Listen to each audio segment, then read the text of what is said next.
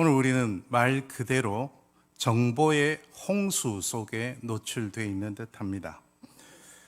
현대인이 하루에 접하는 정보의 양은 대략 10억 비트 정도라고 합니다. 이것을 책으로 환산하면 90쪽 정도의 분량이 된다고 합니다. 그러니까 우리는 매일 90쪽 정도 분량의 정보들을 하루에 접하는 셈입니다. 현대는 정보를 접하는 통로가 대중매체는 물론 특히 인터넷을 통해서 예전과 비교할 수 없을 정도로 많습니다. 그래서 어떤 사람들은 현대인이 하루에 접하는 정보의 양이 18세기에 평범하게 살던 사람이 평생 접할 정보의 양보다 더 많다고 말하기도 합니다. 이 많은 정보를 우리는 어떻게 매일 매순간 처리하고 있습니까? 그것들을 어떻게 판단하고 선택하고 있습니까? 그뿐 아닙니다. 어쩌면 우리 삶은 매 순간이 결정의 갈림길에 서 있는 듯합니다. 오늘 아침에도 여러분이 경험하셨듯이 아침에 알람이 울리면 눈을 뜰지 그대로 조금 더 있다가 뜰지를 결정해야 합니다. 아침을 먹을지 말지, 또 어떤 옷을 입고 어떤 매무새로 나설지도 결정을 해야 합니다. 저녁에 잠이 드는 순간까지 우리 삶은 끊임없이 결정에 내몰립니다. 이것은 개인의 삶에만 제한되지 않습니다. 어떤 공동체든 크게는 어떤 나라든 수많은 정보 가운데 가장 적절한 정보를 판단하여 선택하고 매 순간 매번 결정을 해야 합니다. 여러분, 이런 삶에서 특히 하나님의 백성으로서 우리는 우리에게 다가오는 이 수많은 정보들, 상황들을 어떻게 판단하고 선택하고 있습니까? 그리고 그 가운데서 어떤 결정을 내려서 어떤 삶을 살아가고 있습니까? 이런 판단과 결정의 기준은 무엇이고 그 기준을 우리는 어떻게 설정하고 있습니까? 너무 넓게 볼 것 없이 우리 교회는 어떤 상황에서 어떤 결정을 할 때 어떤 정보를 어떻게 판단해서 선택합니까? 물론 우리는 막연하든 어느 정도는 구체적이든 정답을 다 알고 있습니다. 제가 여러분에게 말씀드리면 정답을 말씀하실 수 있습니다. 혹시 하실 수 있나요? 하나님의 뜻에 따라야 한다는 것이죠. 그런데 이게 무슨 뜻입니까? 구체적으로 매 순간 우리의 결정을 하는 것이 어떻게 하는 것이 하나님의 뜻에 따르는 것입니까? 또 하나님의 뜻은 우리가 어떻게 알 수 있습니까? 이런 질문은 수많은 정보의 홍수 속에서 하나님 앞에서 하나님의 백성으로서 올바르게 판단하여 선택하고 결정해서 행동하는데 말 그대로 결정적입니다. 오늘은 스가랴서의 본문 가운데서 이런 질문에 대한 하나님의 말씀에 함께 귀 기울여 보면 좋겠습니다. 예언자 스가랴는 스가랴 앞에 있는 학개 그리고 스가랴 뒤에 있는 말라기와 함께 바벨론 유배기가 끝난 뒤 페르시아 시대에 활동했던 예언자입니다. 스가랴가 예언자로 부르심을 받아 활동하던 때는 이전에 기원전 587년에 바벨론의 임금 느부갓네살이 무너뜨린 예루살렘 성전, 무너져 있는 예루살렘 성전을 다시 짓는 일이 가장 우선하는 문제였던 시대입니다. 성전이 이스라엘 백성의 신앙과 정신의 구심점이었기 때문에 무엇보다 페르시아 시대의 유대인들에게는 성전을 다시 짓는 일이 가장 중요한 과제였습니다. 기원전 539년에 바벨론 제국을 무너뜨렸던 페르시아의 임금 고레스는 바벨론 제국에 사로잡혀 와 있던 유다 백성들을 본국으로 해방하고 성전을 다시 지을 수 있도록 허락하는 칙령을 내렸습니다. 하지만 이 일은 한동안 이루어지지 않고 지지부진했습니다. 드디어 스룹바벨이라는 지도자와 여호수아라는 대제사장이 이 일에 앞장섰습니다. 그리고 예언자 스가랴서 앞에 있는 학개와 오늘 본문이 있는 스가랴가 성전 재건과 관련한 하나님의 말씀을 전해서 힘을 실어 주었습니다. 특히 스가랴서는 14장까지 있는데 1장부터 8장까지 전반부의 말씀에서 바로 이때 성전 재건을 할 때를 배경으로 하는 신탁이 집중해서 전해지고 있습니다.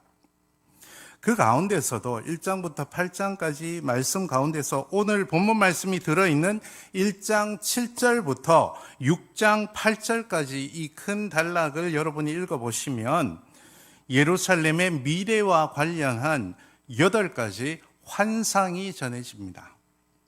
1장 8절을 보면 내가 밤에 보니 이렇게 시작하는데 내가 밤에 보니 라고 시작한다고 해서 사람들은 이 8가지 환상을 한밤의 환상이다 이렇게 이름 붙이기도 합니다.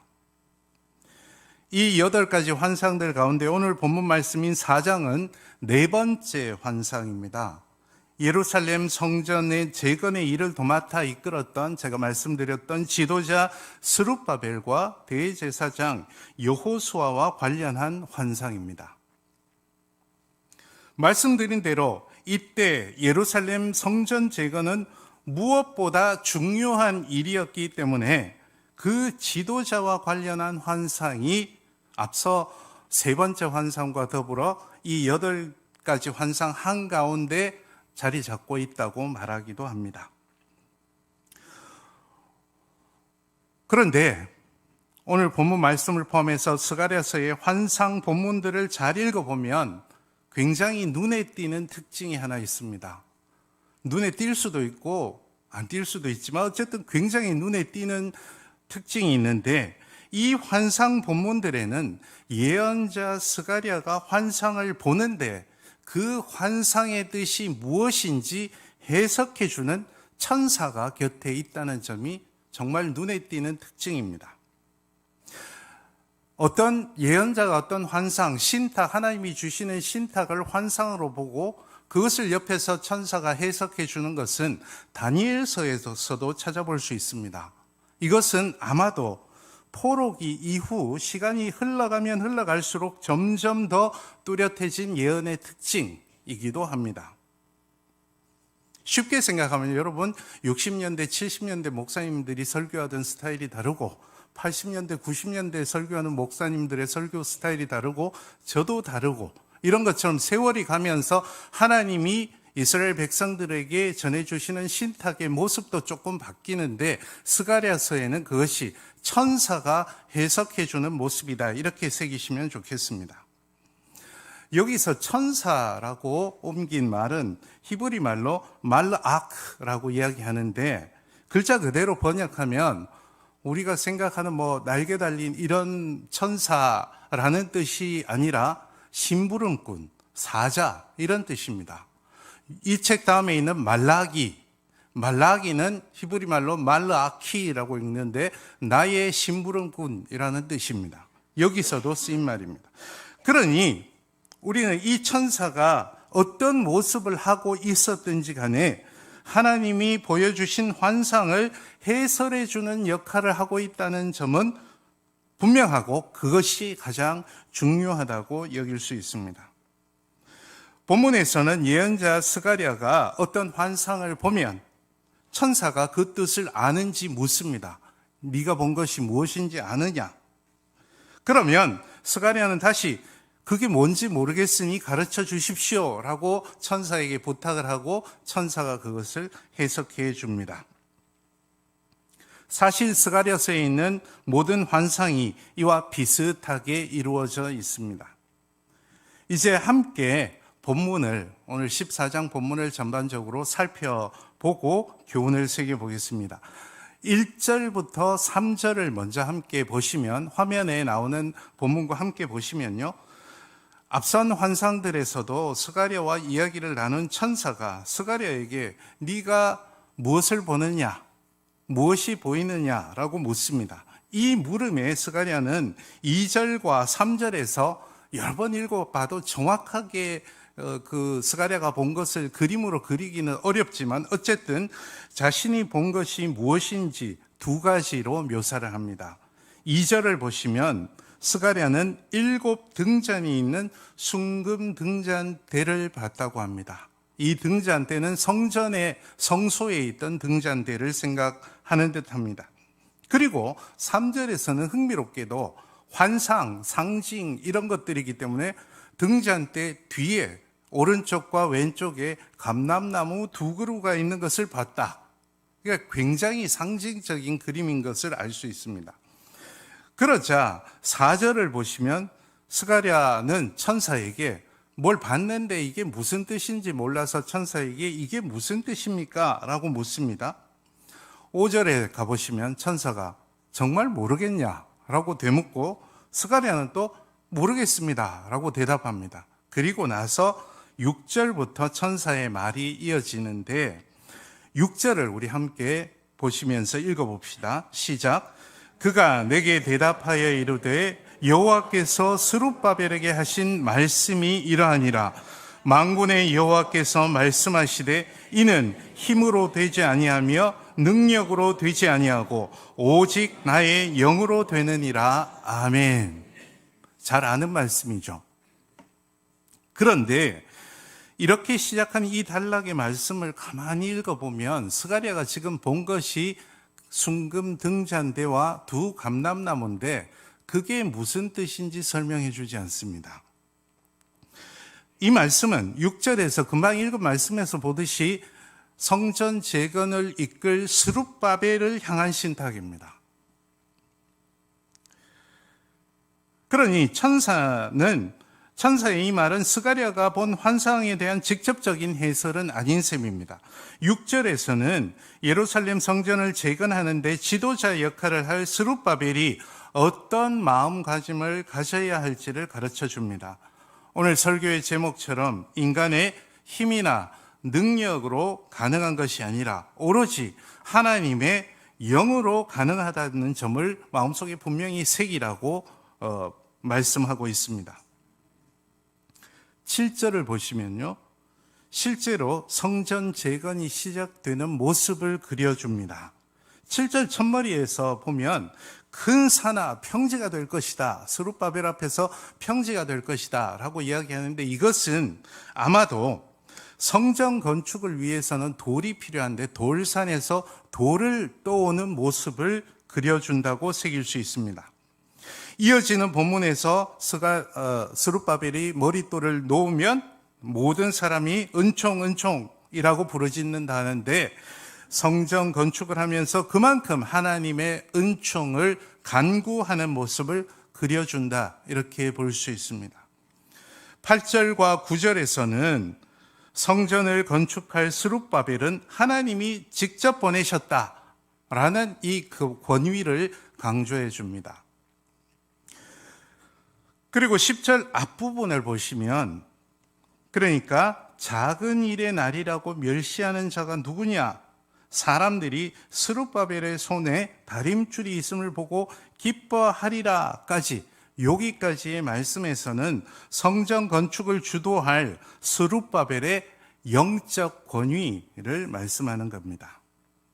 여기까지 6절부터 10절 앞부분까지가 스룹바벨에 대한 말씀입니다. 여호수아에 대한 말씀이 앞에 세 번째 환상에서 자세히 있었고 여기서 스룹바벨에 대한 신탁이 나왔습니다. 흥미롭게도 스가랴가 보았던 두 환상에 대한 설명은 10절 뒷부분에서 이 7은 온 세상에 두루 다니는 여호와의 눈이라 하니라 라는 말씀에서 시작합니다. 7이 온 세상 7가지가 있는 등잔대를 말하죠. 이것이 온 세상에 두루 다니는 여호와의 눈이다 라는 말씀은 스가랴의 환상에 나왔던 말씀드린 대로 7 등잔의 의미를 풀어주는데, 하나님이 창조주요 통치자로서 성전 재건을 추진하는 예루살렘뿐 아니라 온 세상을 주의 깊게 살피신다라는 뜻으로 새길 수 있습니다. 등잔이 성전을 상징하고 있다고 볼 수 있습니다. 등잔으로 상징한 성전, 그곳에 임하는 하나님이 세상을 통치하시는 분이다 라는 사실을 빗대어서 표현한 말이겠습니다. 이어지는 11절과 12절에서 스가랴는 다시 등잔대 좌우에 있던 두 감람나무의 뜻이 무엇이냐라고 물어봅니다. 13절에서 천사는 사실은 여러 주석들을 봤는데 여기서 천사는 한심하다는 듯이 물어본다고 이야기했는데 그런지는 정확하게는 모르겠습니다. 한심하다는 듯이 어쨌든 인용하자면 한심하다는 듯이 아직도 그걸 모르겠냐라고 되묻습니다. 그리고 14절에서 그 뜻이 무엇인지를 간단히 설명해 줍니다. 두 감람나무는 기름 부음 받은 자들, 이건 히브리어로 하면 메시아입니다. 근데 이제 메시아가 우리가 알고 있는 구원자라는 뜻보다는 하나님의 일을 하기 위해서 기름 부음 받은 자들이라는 뜻이 있습니다. 그러니까 본문에서 드러내서 언급하진 않지만 대제사장 여호수아와 유다 총독 스룹바벨을 뜻할 것입니다. 결국 성전을 상징하는 등잔은 기름으로 불을 켜죠. 그 기름을 공급하는 것은 결국 올리브 나무의 올리브 기름이니까 이 올리브 나무로 두 지도자 스룹바벨과 여호수아를 빗대었다고 말할 수 있겠습니다. 본문은 이렇게 마무리가 됩니다.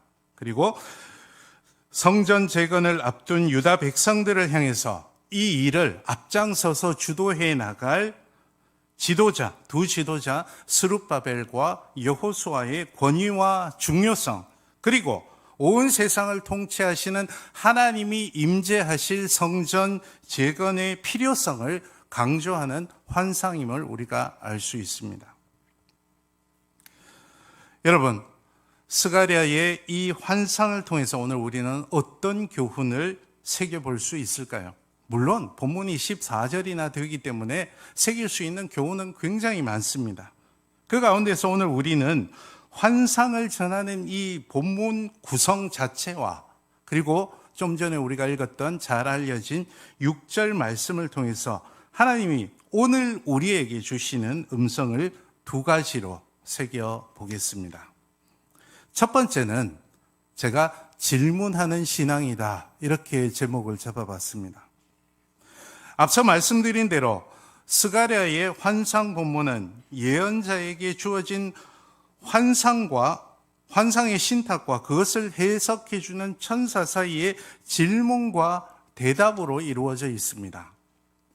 이 현상은요, 제가 말씀드린 대로 처음에 예언자들은 이렇게 하나님의 신탁을 전하지 않았습니다. 그저 하나님의 말씀이 어떤 예언자에게 임하면 예언자는 여호와의 말씀이 이러하니라 라고 그 말씀을 그대로 전달하기만 했습니다.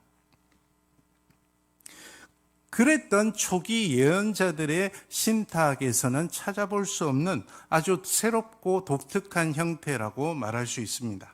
제가 말씀드린 대로 다니엘서에서도 이런 현상을 찾아볼 수 있는데 바벨론 시대에 살았던 다니엘의 신탁을 전하는 이 다니엘서는 아마도 헬레니즘 시대 초기까지 책이 아마 서서히 완성되어 갔던 것 같은데 이런 다니엘서에서도 이런 현상을 찾아볼 수 있고 신약 성경으로 가면 요한계시록에서도 이런 현상을 찾아볼 수 있습니다.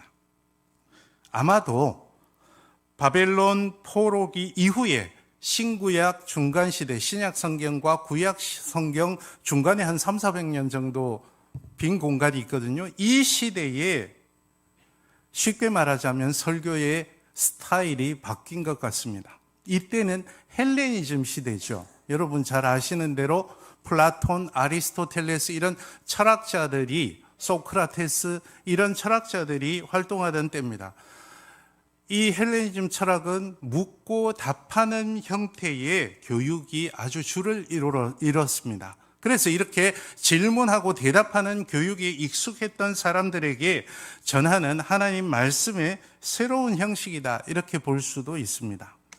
특히 이때 신구약 중간 시대에 천사의 존재가 아주 두드러지게 강조되기 시작했다는 점에서 예언자와 하나님의 신탁 사이를 이어주는 존재로 천사가 등장했을 수도 있습니다. 어쨌거나 오늘 우리의 눈을 끄는 점은 대화입니다. 하나님께서 주시는 말씀과 예언자 사이의 질문과 대답입니다. 사실 스가랴서에 나오는 환상들, 제가 쉽게 아까 막 이야기했지만 사실 환상들은 이해하기가 굉장히 어렵습니다. 그리고 다니엘서에 나오는 환상들도 마찬가지로 직관적으로 이해하기에는 매우 어렵습니다. 매우 상징적인 이런 신탁은 천사들이 예언자들에게 해석해 주는 과정이 필수였습니다. 이런 해석 과정을 통해서 상징은 현실에, 예언자들이 발딛고 살던 현실에 구체화하고 적용될 수 있는 하나님의 살아있는 말씀, 교훈으로 살아나게 되었습니다. 여러분, 오늘 우리에게 성경은 과연 어떻습니까? 설교 첫머리에서 저는 여러분에게 매일 홍수처럼 쏟아지는 수많은 정보 가운데 하나님의 백성답게 올바른 선택을 하며 살아가야 하는 과제를 말씀을 드렸습니다. 이 과제를 수행하는데 가장 중요한 기준, 가장 중요한 지표가 무엇이겠습니까? 성경 말씀입니다. 만약 기독교인이라고 말하면서 성경 말씀을 제대로 읽지 않고 성경 말씀을 멀리 한다면 그 사람은 절대로 올바른 신앙생활을 이어갈 수 없을 것입니다. 특히 우리 한국교회는 다른 어느 나라의 교회보다 우리 한국교회는 선교 초기부터 말씀을 향한 열정으로 부흥을 이루었습니다. 여러분도 잘 아시듯이 20세기 초반에 우리나라 교회 선교 초기에는 원산과 평양을 중심으로 부흥의 불길이 아주 뜨겁게 일었습니다. 이때 부흥을 이끌었던 구심점은 아마 연세 있으신 분들은 옛날 생각 나실 것입니다. 사경회였습니다. 말씀을 공부하고 그 말씀을 새기고 함께 뜻을 나누는 그런 사경회를 통한 성경 공부의 열기가 부흥의 중심에 있었습니다. 심지어 신문에 났습니다. 1905년 2월 13일자 대한매일신보는 평양에서 있었던 성경 공부 열기를 이렇게 보도하였습니다. 음력 11월 20일, 양력으로는 1904년 12월 26일입니다. 11월 20일경에 평양 야소교회당에서, 예수교 교회당이라는 뜻이죠. 야소교회당에서 성경 공부를, 사실은 여기 아레아도 있고 막 그래서 좀 바꾼 겁니다. 여러분이 읽으실 수 있도록. 성경 공부를 시작할 때 평양 양도의 일반 교인들이, 이게 참 신문 기사가 이런 기사가 있다는 게 지금은 놀랍죠. 구름같이 모였는데, 요즘은 경찰 추산 몇 명 이렇게 나오겠지만 이때는 구름같이 모였는데 라고 했습니다. 그 시에 착한 사업에 경영이 많아 교인들이 모여서 성경 공부를 하는 모습을 이렇게 긍정적으로 보고 있다는 것도 지금은 놀랍지 않습니까? 회당 교회는 이익, 점점 더라는 뜻이죠. 왕성한다 하더라. 신문에 날 정도였습니다. 이런 전통을 오늘 우리도 당연히 우리 교회에서 이어가야 할 것입니다. 제가 예전에 부산 장신대학교 오기 전에 유학에서 귀국하고 1년 동안 있었던 연구소가 가톨릭 신부님이 원장인 연구소였습니다. 거기서 제가 가톨릭 전통을 충분히 맛봤습니다. 거기선 제가 평신도로 취급이 됐는데, 어쨌거나 우리하고 다른 것이 이 말씀에 대한 자세였습니다. 이분들은 전례가 3분의 1, 교황의 칙령이 3분의 1, 말씀이 3분의 1이라 우리처럼 말씀에 대해서 그렇게 뜨겁게 생각하지 않았습니다. 개신교회의 가장 중요한 장점이 뭐냐? 한국 개신교회의 가장 중요한 전통이 뭐냐? 말씀 사랑이었습니다. 당연히 그래서 우리의 신앙의 기초는 말씀이 되어야 할 것입니다. 정보를 선택하고 판단하고 결정하는데 기준은 말씀이 되어야 합니다. 그런데 문제가 있습니다. 성경을 여러분 다 한번 읽고 이해하십니까? 저는 그런 분을 찾고 싶습니다. 저는 오늘 본문도 이해하는데 굉장히 오래 걸렸습니다. 성경을 한번 읽고 다 이해한다는 것은 아마도 거짓말일 것입니다. 그 정도로 성경 본문은 대번에 이해하기 어렵습니다. 무엇보다 지금부터 적게는 2000년 전, 많게는 3000년 전, 어떨 때는 보면 호랑이가 사람이 되던 시절, 우리나라에서는, 그죠? 아니죠. 호랑이는 사람이 못 됐죠. 곰이 사람이 되던 시절, 그때 이야기입니다. 그때 이야기를 지금 한번 읽고 나는 다 이해한다. 이것은 교만을 넘어서 거짓말입니다.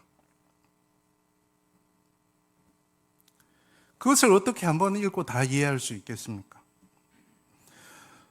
여러분은 더 나아가서 한국 교회 교인들은 과연 성경을 읽으면서 또 설교를 듣거나 성경 공부를 하면서 얼마나 성경 본문을 향해서 스가랴처럼 질문을 해보셨습니까?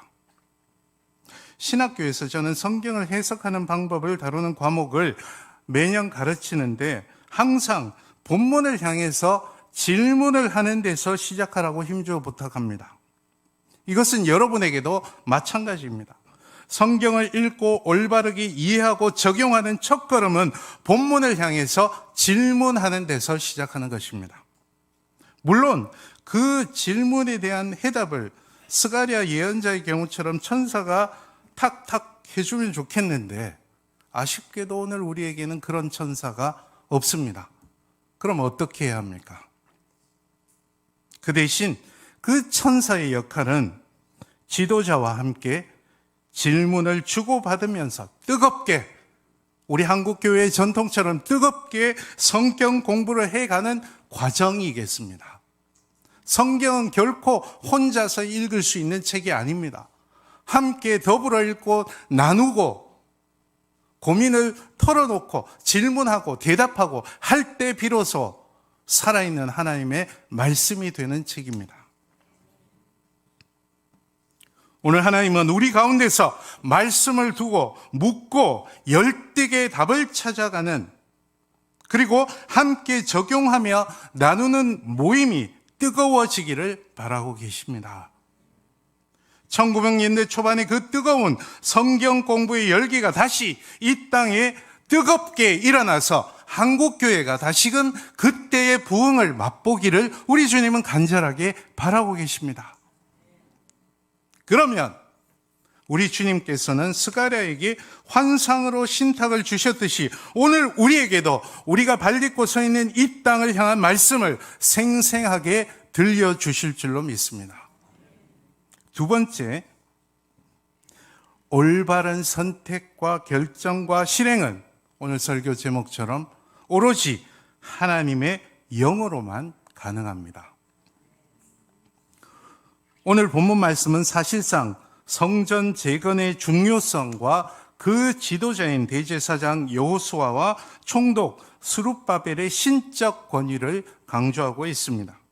그런데 앞서 살펴본 것처럼 6절부터 10절 전반절에서는 환상에 덧붙여서 성전 재건을 실제로 이끌어갈 스룹바벨을 향한 말씀이 들어가서 굉장히 도드라져 보입니다.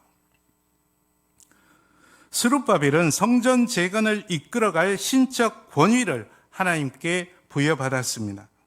그런데 그렇다고 해서 스룹바벨 혼자 모든 것을 결정하고 막 다 실행하고 이렇게 되는 것이 아님을 분명히 말합니다.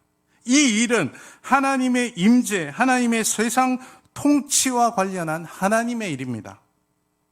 그러므로 이 일의 주도권은 여호수아도 스룹바벨도 아닌 하나님께 있음을 분명히 인정해야 하는 것은 당연한 일입니다. 잘 알려진 6절의 말씀이 그것을 강조하는데 이 말씀을 우리 다시 한번 읽어보실까요? 시작. 그가 내게 대답하여 이르되 여호와께서 스룹바벨에게 하신 말씀이 이러하니라. 만군의 여호와께서 말씀하시되 이는 힘으로 되지 아니하며 능력으로 되지 아니하고 오직 나의 영으로 되느니라. 아멘. 이 말씀에서 우리는 먼저 신앙인으로서 어떤 정보들 가운데 어떤 일을 선택하고 결정하는데 조심해야 할 것 두 가지를 먼저 배울 수 있습니다. 첫 번째는 무엇일까요? 힘에 의지하려는 태도입니다. 이 낱말, 힘이라는 낱말, 히브리어로 카일이라는 말인데 이 낱말을 구약성경에서 찾아서 분류를 해보면 실제로 물리적인 힘을 뜻하기도 합니다. 하지만 사회적인 영향력이나 재산을 뜻하기도 합니다. 더 나아가서 군사력을 뜻하기도 합니다. 그러니 이런 태도, 힘에 의지하려는 태도는 겉으로 보이는 외적 조건으로 어떤 일을 결정하려는 태도를 생각해 볼 수 있겠습니다. 어떤 일을 결정하는데 겉으로 드러나기에 영향력이 있거나 재산이 많거나 이런 사람들의 뜻을 따르려는 그런 것입니다. 그렇게 해서는 안 된다는 것을 가르쳐 주시는 거죠. 둘째는 능력에 의지하려는 태도입니다. 히브리어로는 코아흐라고 이야기합니다. 이 낱말도 찾아보면 물리적 힘을 뜻하기도 합니다.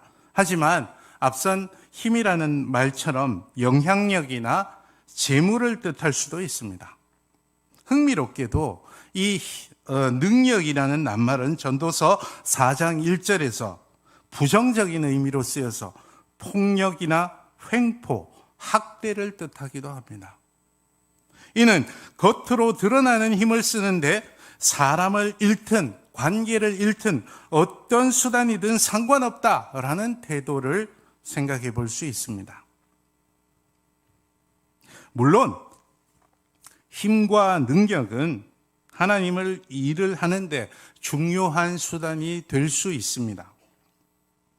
하지만 힘과 능력에 하나님의 영이 빠진다면 그것은 하나님이 일이 될 수 없습니다. 성경에서 하나님의 영을 찾아보면 특히 저는 구약 성경에서만 한번 찾아봤습니다.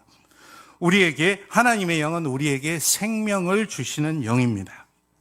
하나님의 영은 우리가 지혜롭게 판단하여서 결정할 수 있도록 이끌어 주시는 힘입니다.